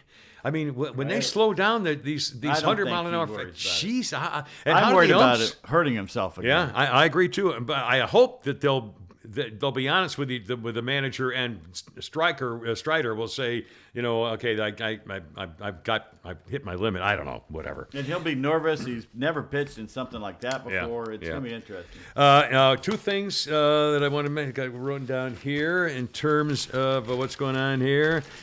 Baseball Digest has named Aaron Judge Major League Player of the Year. 62 home runs. He beat out two-way star Shohei Ohtani of the Angels, last year's winner and reigning AL MVP. That's wrong. That Player of the Year should be Shohei. MVP should be Judge. I think I agree with on that one. Miami Marlins ace Sandy Alcantara was Pitcher of the Year. Yeah. Mets closer Edwin Diaz, the ace, voted top reliever. Yeah. Judge 18 first place votes. The other 4th place first base votes went to Ohtani. First baseman Paul Goldschmidt finished 3rd. And big there. Anyway, so I'm not sure about that. The sport you talked the other day about the sport, the bass fishermen guys who got caught putting steel pellets in the fish. Yeah. They've been now arrested in a cheating scandal for felonies. Because you can get like a $50,000 bass boat and a $100,000 prize and stuff. Well, not only that, they were returning champions, weren't they? Yeah. So they've been doing this forever. Apparently, so could they backpedal and sue him for additional? Well, I'm sure any tournament director would sue him for the winnings. They could do that, but it would be just a fishing expedition. It's a fishing. Yeah. You're just fishing, Your Honor. Sorry. Now, well, they're on the hook for a lot. Hook me, baby. They're gonna try and bait them into more trouble. Baiting the people, ladies and gentlemen. Oh, my God. One more thing here in the sports, and I think this is, tell me if you don't think this, what's the matter? Mark said in regards to the CVS talk, CVS, the new Schooner tuna. Schooner tuna. Now, do you want to mention one of our other sponsors? Do you have one more to go? Sure. By golly, this mention, literally brought to you by FarmhousePrintingCo.com of Sonoya, Georgia. Eric and the gang down there. Custom shirts, hats, signs, promotional items. The big thing, no minimum order, 1 or 1,000. They don't care. They'll do it for you. No setup fees. Yeah. And now with laser engraving. They'll show you the laser engraver. It's pretty cool. Yeah. But just go down there for, Holy Crap of Sports T-shirts, Kimmer Show T-shirts, all you want. Shannon Burke T-shirts. And if you got a picture, they'll put it on the T-shirt for you. Business hats, cards, gloves, scarves, clothing. I mean, think of something, whatever you want, they can do it. And again, you can get one. You don't need 50. That's right. Let's see. FarmhousePrintingCo.com. All right, now tell me whether something, this struck me as a little fishy. Deshaun Watson, what's that? A lot of fish stories. Deshaun Watson, the suspended Browns quarterback, who has been charged more than 20 times or accused by more than 24 women of pressuring them into giving him sexual pleasures while he was getting the massages. He apparently gets the scandal is that it's a massage thing where he gets on a massage table and wants you to do special stuff. You know, the happy ending. Okay, now one woman. Almost everybody is settled. There's one woman not connected to the other 24 lawsuits filed against him, 23 of which were settled. Now there's another woman, a new woman, who has filed a civil lawsuit against Deshaun Watson, accusing him of pressuring her into performing a sex act while she was giving him a massage. The woman claims that Watson reached out to set up an appointment via Instagram. As a small business owner, she was actively trying to grow her business and expand her client base, so of course she went. Per the report, Watson allegedly tried to have sex with the woman. When he was rebuffed, he was able, quote, to pressure her into oral sex before paying her $300. Her normal rate is $115. One of the lawyers filing the lawsuit said the woman accusing Watson of the misconduct has been struggling with everything. It's taken her some time to come forward. She's doing it for herself and other women who may have been victimized by Deshaun Watson. The lawyer says the woman knows that by speaking out, she's going to have to deal with the hard conversations and is seeking a just and expeditious outcome and minimal compensatory damages. Now, here's the thing. She said Deshaun Watson pressured her into giving him oral sex. What do you mean pressured her? Would the $300 would be the pressure? If he's a big dude. Yeah. If he pressured her by physically threatening her, that's sexual assault. Yeah, then charge him on rape. that. Yeah, rape, kind of. Yeah, it is rape. If you were afraid for your life that he was going to, unless you gave in, I mean that's rape. That's more than date rape. It's it's the next thing above date rape, because at least the date rape you knew each other and you might have been. I love that saying. Well, we didn't have sex. We just had oral sex. That's sex, Bill Clinton. It's sex, you idiot. But again, what kills me is, first of all, lady, if you were pressured into it with a $300 offer for the thing, that's. Why didn't you run outside as soon? Yeah, and run outside and say he raped me? You already said no. How could he therefore then pressure you into going, well, I'll do that? Unless he's physically threatening her. But it never said that. I know, it doesn't. Was never in the lawsuit of any kind of anything about violence or threats or intimidation or anything. And she took the money, and she took more money, and she waited. She turned him down. That was the end of it. And then he said, well, how about a background? And she did it. I know. Well, you already said no, then you really didn't mean no. And you didn't really mean no. Anyway, so the whole thing is just really weird to me. And she's going to be in trouble. She's going to say, well, you told him no, but then you changed your mind? They'll pay her off. Well, yeah, but she doesn't want to be paid off. Apparently, she wants to go and speak up. Well, but again, all the defense lawyer has to say is, well, let me get this straight. You said no, and then you changed your mind?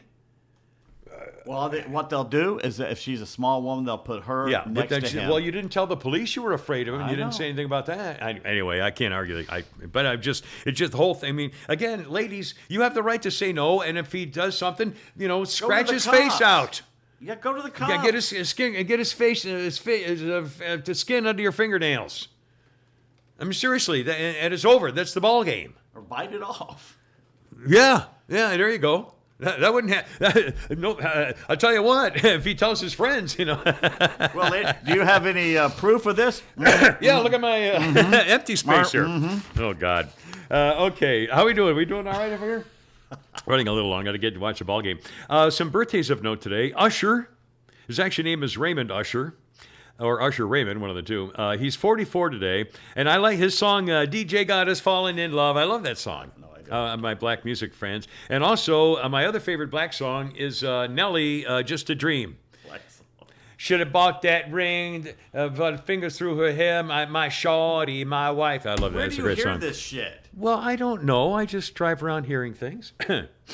Go to the clubs at night on weekends, and nobody's after midnight. I go in, I'm the only white guy in Boo Boo Ray Ray's down there by Boom. the river. We're the only white people here. Do you mind if we dance with yo dates? Why, no. Oh, I know.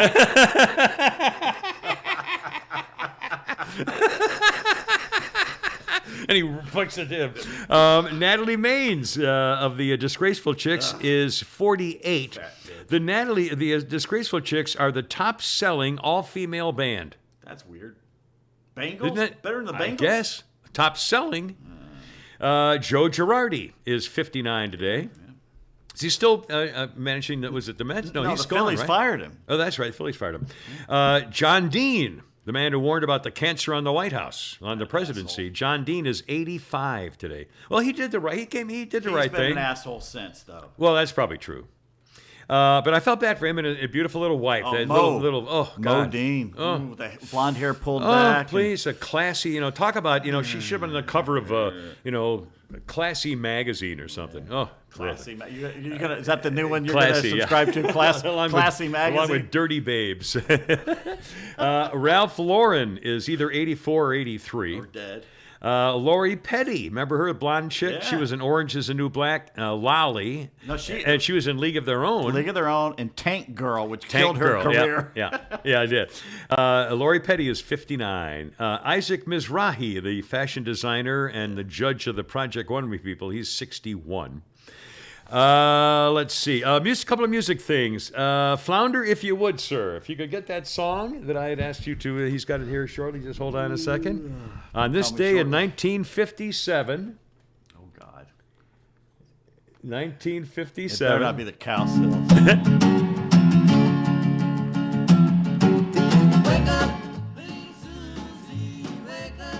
Warning, warning. dun. Wake up, little Susie story coming. The Everly Brothers had their first #1 hit, even though radio stations all over America refused to play the song Wake Up Little Susie because the lyrics were way too suggestive for 1950s America. They fell asleep at the drive-in, and now their reputation is shot. Ruined. And it would be. It would, yeah. It was. Yeah. Boy, wow. I mean, really. That was 57. By 77, 20 years later, when I was in high school, the way you could ruin a girl's reputation is to claim she pulled a train. That's how it had advanced in 20 years. Pulled the train? One of the cheerleaders was accused of pulling a train with a football team. Wow. For those of you who don't know what pulling a train means, Look it up. you're going to have to Google that one. We don't want to. Chug it. All aboard! Now, is that a railroad thing? Is that all the live long day? Or Caboose? In 2007, the BET Hip Hop Gala was here in Atlanta in 2007, and one of the stars was the rapper T.I. He was going to perform and collect 2 awards, but oopsie, the gendarmes arrested the 27-year-old rapper T.I. in a car park right before the show, charging him with collecting machine guns and silencers bought for him by his bodyguard. At the show, the award for CD of the Year was accepted by rapper Common, who won it with him jointly in 2007. 1969, police in New Jersey issue an arrest warrant for Frank Sinatra, who's really Johnny Fontaine, and he's getting that movie, for mob links. In 1967. I kind of have a vague memory of that. It was kind of a scandal that they went after Sinatra, and nothing ever really happened that I recall, but that's when they started talking about how his mother was a back alley abortionist. Did you know that? Something like that, yeah. That's when that, 1967, that was, or 69. That was at that time when I remember those things were coming out. Funny how those stories disappeared. Yeah, I'll be damned. Never to be seen again in the cement overshoes. We'll see them in Lake Mead. Yeah, they'll be these back days. when it dries up in Vegas, Nevada. 1972, Michael Jackson had his first #1 solo hit. Who, Michael Jackson? Michael Jackson, 1972, Solo hit? first solo hit. Not ABC. Ben? Ben. Was it Ben? Ben the Rat music, yeah, from the movie. That was from That was a sequel to Willard, Yeah, which was a movie the about rat. a guy who had rats. Rats in his basement. That he killed people with. Yeah. Yeah. Well, they were in his basement. They were living there, and then they sicked him on the people who were doing. I forgot what And I happened to think him. they but did a remake with Crispin Glover a few years ago. I think so. I don't know. That was 1972. 2004. France took away Eric Clapton's driver's license and fined him $800 for driving his Porsche 911 Turbo 134 miles an hour. That's all? And then he posed for pictures with the cops and drove off in the Porsche with his secretary, of course, behind the wheel. Yeah, secretary. Drove off in the Porsche. So he's going 134. 134. Was he just too slow in the Couldn't fast get it lane? out of fourth, yeah. People couldn't get around him? Or? In 1878, Thomas Alva Edison files his first patent for improvement in electric lights, and the first successful test lasted 13 and a half hours for a light bulb. Oh my God. Oh my God, this is funny. I had my finger one letter over on the typewriter, so I wrote Gee, Cater, Cacact, Tigee experiment. Oh, he later said the experiment was a failure because the light wasn't strong enough to scald the fur off of kittens, which is why he designed it in the first place. That's what it was. 1940. So sorry. 1944, the desert fox Erwin Rommel is given a choice. Face a public trial for treason as a co-conspirator in the plot to assassinate Hitler, or take cyanide. He took the pill. No, well, I always heard that he went to the side of the road by his hometown, and the tree is still there, supposedly, and shot himself. I guess maybe he just took They cyanide. say he took the pill, and this was the day he actually died. There's a plaque there by this tree outside this little town that shows where he died. You know, all I know is they say he took the pill, but He I don't. Maybe he did. took it there. Maybe they let Yeah, him. that's where he did it. Yeah. 1947. I'll bet that's what it was. 1947. World War II fighter ace Chuck Yeager breaks the sound barrier, flying faster than the boom that followed the broken sound barrier record. They all thought he would explode at the time. By the way, Who they knew really what do. would happen? Nobody knew. No one had ever done it. And they were afraid that the air pockets of the suction of the whatever would explode the plane. And they heard the boom and thought, oh my God, the man's dead. I mean, they literally heard the boom and thought, oh crap, he Now, exploded. he didn't hear the boom, did he? I don't think he heard the boom. 'Cause you No, can't. it's behind It's him. behind him. He never heard it. He outflew the boom. They all thought he was explode. A total ballsy guy. You ever read his book? Read his book. Oh my God. And the right stuff? Yeah. Well, his X-1 rocket plane was lifted to 25,000 feet by a B-29 bomber and then released through the bomb bay at Mach 1.07 is when he did it. He was at the bar in the Right Stuff movie. He was actually one of the members at the bar drinking, wearing a funny Shepard. hat. Sam Shepard played him, but I read the Chuck Yeager's book years and years ago. I can't remember the title, but I remembered he talked about being an ace fighter. One was because of his eyesight. He could spot a plane so far away that before they ever spotted him, and he could get to a position where they would never see him. Ted Williams. Ted Williams was a jock fighter ace, and look at all Ted Williams did, and also fought in the war. 2 wars. 2 wars. Let's see. Speaking of that, in 1962, an American U-2 spy plane at high altitude captures pictures of the Soviet-made medium-range missile sites in Cuba, capable of carrying nuclear warheads the lousy 90 miles to Miami. The closest we are, the Ruskies came to nuclear war until President Gotti. Joe, I mentioned Gotti, as Mr. Hair Sniffer has taken over. 1952... So many cars on the road after World War II, small towns are making a bundle with a new phenomenon, using the newfangled radar and cameras to catch drivers when the speed limit suddenly changes in small-town America in 1952. Yup, the test cases are now in court on the legality of speed traps. Yeah, I've been caught in one. You ever been caught in one? Yeah, there's one down by Griffin that caught me. Yeah, I caught my final wife and I were going to Hilton Head. And it was 3:00 in the morning. We're driving her to get there early, and all of a sudden we see the lights turn on in the forest, and it was where the speed limit in the trees changed from 45 to 35. You can't see it. Yeah. and they got me. And I remember in 1973, I think it was, when I was covering the Capitol here in Atlanta, and Jimmy Carter held a hearing, and I covered it for the radio station, and he was clamping down on a speed trap where the mayor, poor mayor, he was an old guy with false teeth, and he was scared to death, and he was shaking, and he was like 80 years old, and they're just, he was just in a little old town. I forgot where it was. It was a famous speed trap, though, very famous speed trap, and finally Carter called him in for a hearing in the governor's office, testifying about it, and it turns out that the cop cars had little teeny writings at state police, Avondale. Remember Avondale Estates? Yeah, She used to be Avondale famous Estates. for that. Yeah. And my girlfriend at the time got caught, and so we went to court that day, and she was like the fifth or sixth one.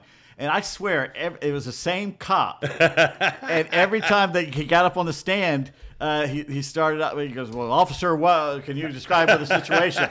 And here's what he said every time. Well, sir, I was stationed behind the sit-go station. And that's where he sat. Yeah. And he called people coming sure. through at Avondale. Absolutely. I was sitting at the sit-go station. Well, I remember this poor mayor was just scared to death.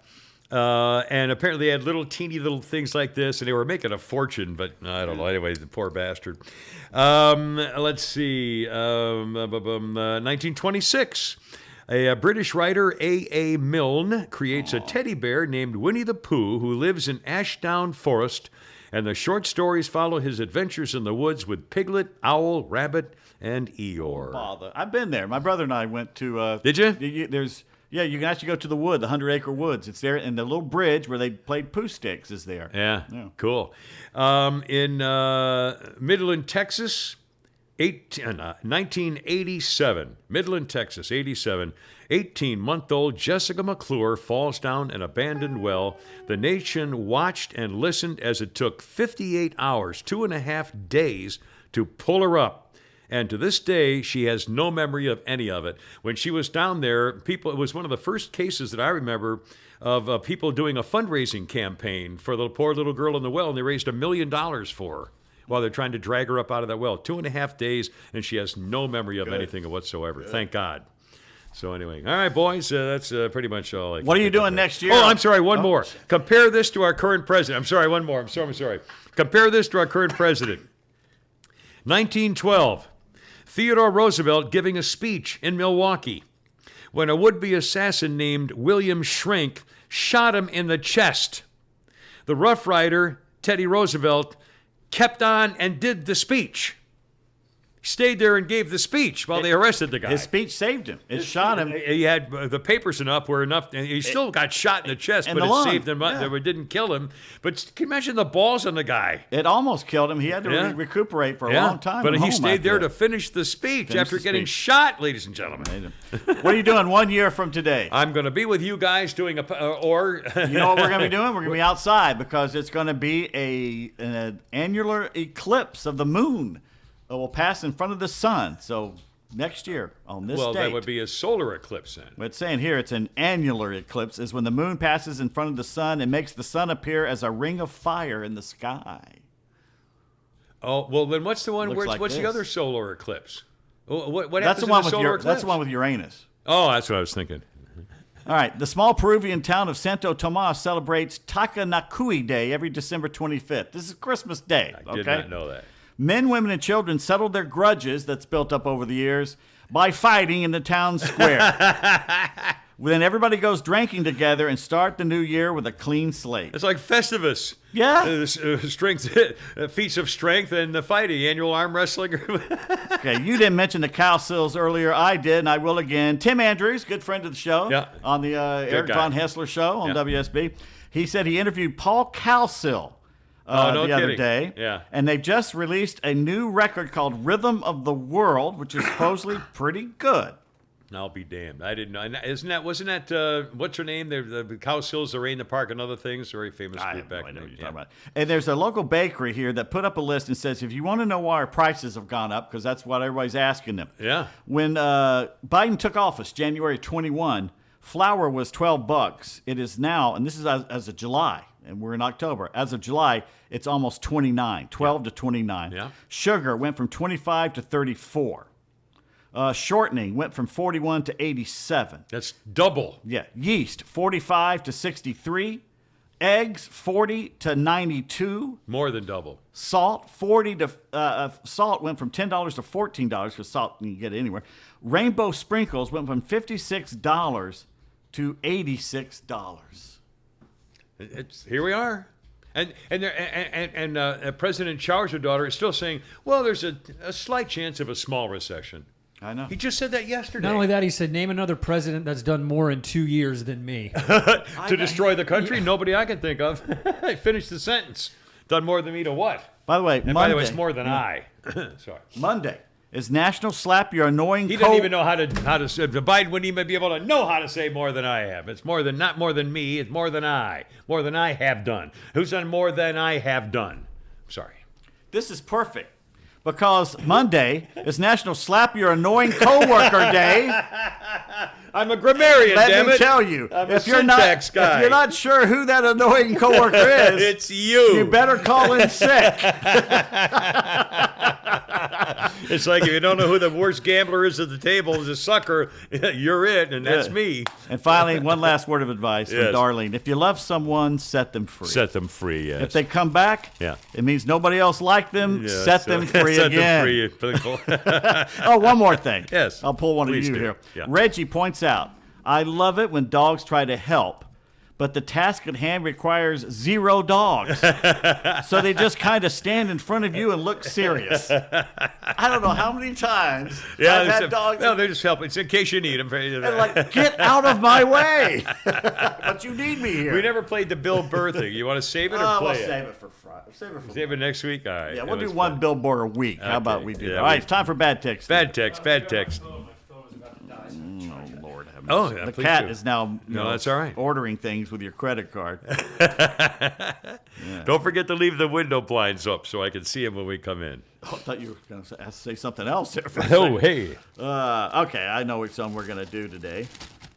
We're going to do the one about pancakes that you said. Where is he coming in? He's right there. Hi, kitty cat. They just literally saw Kimmer and Ah, he bolted. I've seen that cat in 2 weeks. Well, he'll get there. He'll get there. I hope he does not.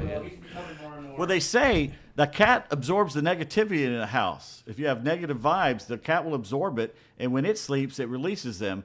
And a cat, if you have a guest come over, and a cat comes to you and hovers around you, your feet or your lap, He's just scared of the guest. It means he's warning you about the guest. He's protecting. Trying to guard you, yeah.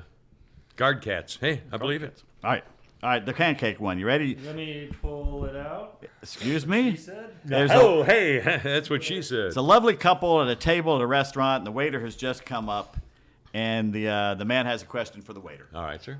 So, are you the waiter or are you the gentleman caller? I will be the. You only have 2 hours to get this right. You be the waiter. I'll be okay. So you will go first. Yes. We're in a hurry. Will the pancakes be long? No, sir. Round.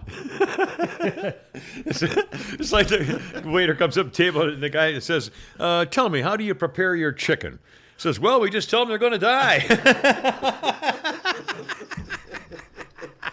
Have a great weekend play of high school. I mean, college football, obviously, Braves and and baseball. football I and mean, God, it's so football, beautiful. baseball. It's a great time of year for this. It's almost as much fun as when the playoffs all hit the same And the time. shame is, this is the perfect weather to go out and walk Yeah, I and know. kayak and have a good time. Yeah. And there's just so And much it's going stuff on. on TV. man. Well, that's why they have recording DVR devices.